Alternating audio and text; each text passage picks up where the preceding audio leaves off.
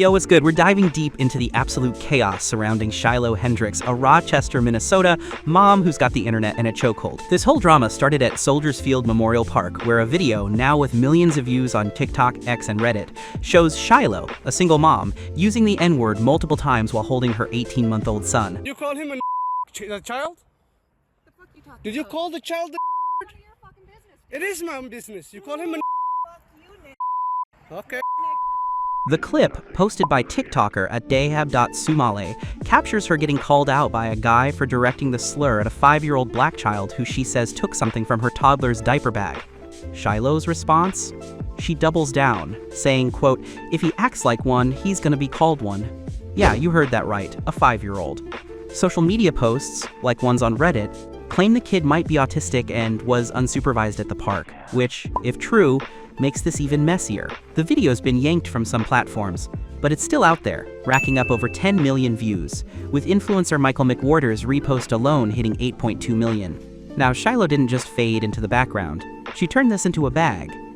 She launched a Give Send Go fundraiser called Help Me Protect My Family, and it's gone wild.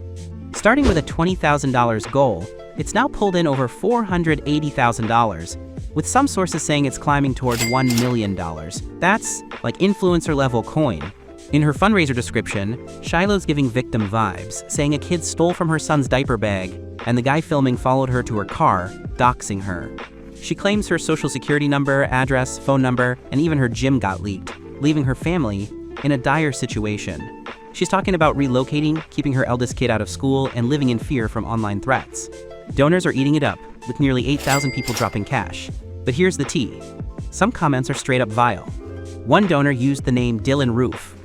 Yep, like the white supremacist who killed 9 black people in 2015. Others are saying stuff like, "We're standing up for the white race," or "Enough with word policing." It's giving major red flags. The internet's reaction? It's a straight up battle royale.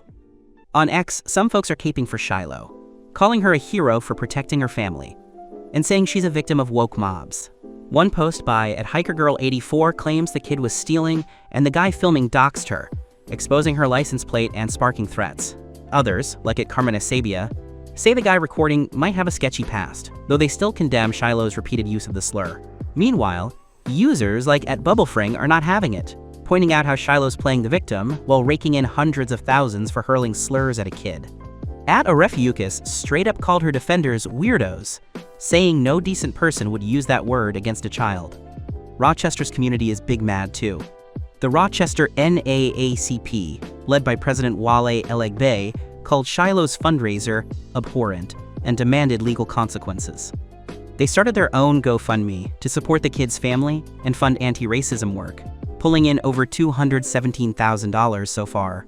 They're trying to match Shiloh's donations, saying let's turn outrage into impact. Let's talk about the guy filming, because that's another layer. Shiloh claims he's got a history with law enforcement, and some X posts, like one from @Pronevsky, speculate he's Sharmaik Bale Omar, a Rochester man linked to dismissed criminal charges in 2025. Why are people throwing hundreds of thousands at someone caught using a racial slur against a kindergartner? Is it free speech vibes, white supremacy low-key, or just internet clout chasing? Then there's the kid, possibly autistic, definitely unsupervised, and now a pawn in this grown-up mess. His parents weren't around during the incident, which raises questions about what went down. And what about platforms like Give Send Go? They're catching heat for hosting campaigns like Shiloh's, especially with those donor comments. It's giving culture war on steroids. What's next? Rochester police are investigating, but Minnesota doesn't have clear hate speech laws, so legal consequences for Shiloh are iffy. Attorney Joe Tamburino told KTTC that for her words to be illegal, they'd need to include fighting words, which might not apply here. The NAACP's pushing hard for accountability, and the city's doubling down on inclusivity. Shiloh's fundraiser is still stacking cash, with some saying donations are hitting $25,000 an hour. Meanwhile, the kid's family is getting support, but they're stuck in the shadow of the circus. Social media's buzzing with takes.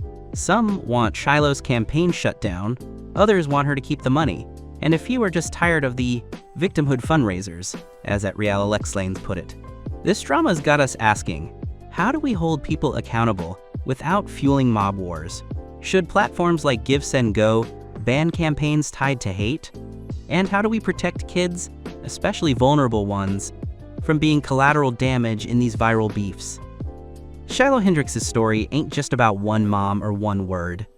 It's about where we draw the line in a world where outrage and cash flow faster than common sense.